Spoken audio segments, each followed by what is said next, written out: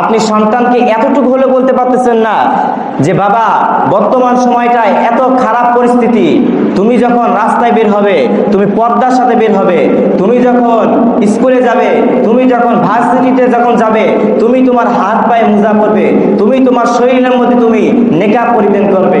কিন্তু এমনও পিতামাতা আমাদের সমাজের মধ্যে, রাষ্ট্রের মধ্যে আছে যারা তাদের সন্তানদেরকে নেকাব পরা তো আর দূরের কথা, বোরকা পরা তো আর দূরের কথা, তারা 5 ওয়াক্ত নামাজ পড়ার আদেশ করে না। কথা বলুন ঠিক কিনা?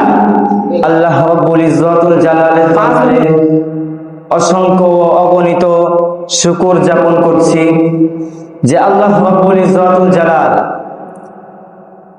পবিত্র ঈদুল আজহাকে পরিত্যাগ করে শেষ করে তারপরের দিন আল্লাহ রাব্বুল আলামিন পবিত্র জুমার দিন জুমার নামাজের জন্য সে রব্বুল আলামিন তার ঘর মসজিদে আসবার মতো, বসবার মতো আল্লাহ পাক রব্বুল আলামিন আমাদেরকে সময় সংক্ষিপ্ত আকারে কিছু কথা বলা এবং আপনাদেরকে অন্তরে কান্দে শ্রবণ করার মতো যে আল্লাহ তাআলা আমাদেরকে তৌফিক দান করেছেন।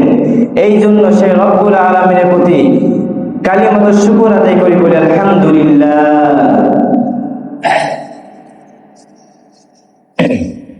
প্রিয় উপস্থিতি, আমি খুতবার শুরুতে যে আয়াতে কারিমা আপনাদের সম্মুখে পাঠ করেছি এবং যে হাদিস পাঠ করেছি, এই আয়াত এবং হাদিসের উপর লক্ষ্য করে সময় সংক্ষিপ্ত আকারে কিছু কথা বলবো ইনশাআল্লাহ।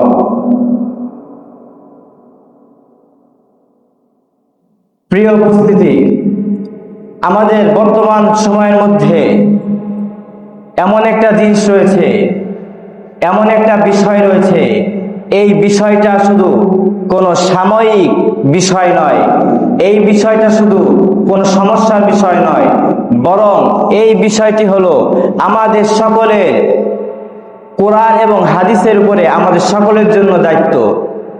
আর সেটি হলো নারীর মর্যাদা এবং নারীর নিরাপত্তা।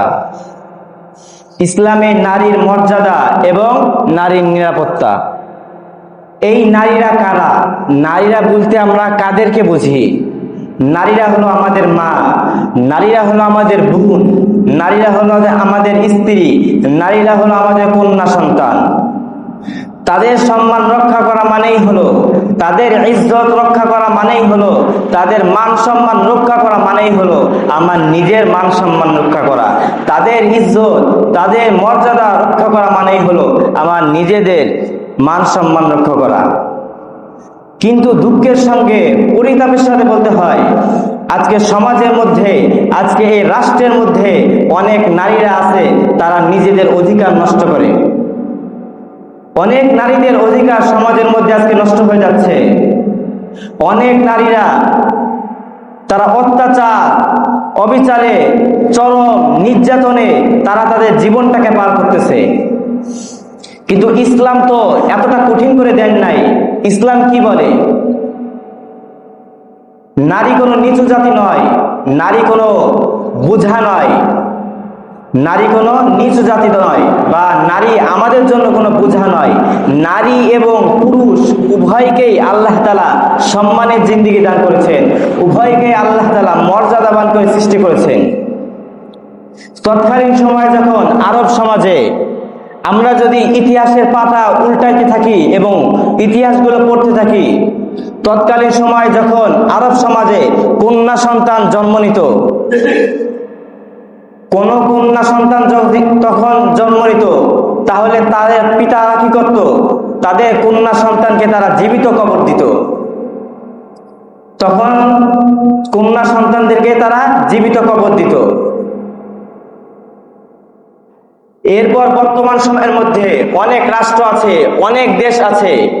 ফ্রান্সের মধ্যে আপনার নারীদেরকে তারা মনে করে সমাজের মধ্যে বিশৃঙ্খলা, তারা জাতি, বিশৃঙ্খল জাতি ফ্রান্সে তারা মনে করে। চীন দেশে তারা মনে করে যে নারীরা সমাজের মধ্যে তারা নষ্ট, ভণ্ডামি করে তারা।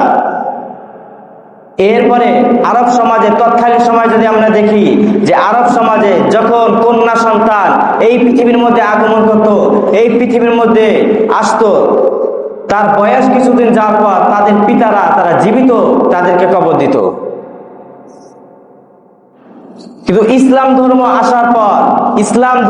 আসার পর নারীকে আল্লাহ তাআলা পুরুষের থেকে আল্লাহ তাআলা নারীর মর্যাদাকে আল্লাহ তাআলা বাড়িয়ে দিয়েছেন। আল্লাহ রাব্বুল আলামিন কুরআনুল কারীমের মধ্যে আল্লাহ তাআলা বলেন যে তোমরা যে সমস্ত কন্যা সন্তানদেরকে তোমরা হত্যা করতে, তোমাদেরকে যদি জিজ্ঞাসা করা হয় তোমরা কোন কারণে তোমরা তাদেরকে হত্যা করতে, তাহলে তোমরা কি জবাব দিতে পারবে? অর্থাৎ ওই সময় যদি কোনো পিতা কন্যা সন্তানের বাবা হতো, তাহলে সে নিজেকে অনেক বড়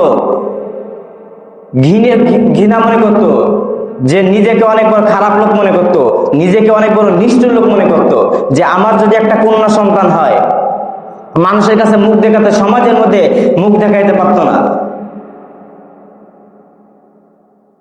এই জন্য হাদিসের মধ্যে আছে যে যত বেশি কন্যা সন্তান নেবেন আল্লাহ তাআলা ওই ঘরের মধ্যে আল্লাহ তাআলা তত বেশি রহমত আল্লাহ তাআলা নাজিল করবেন।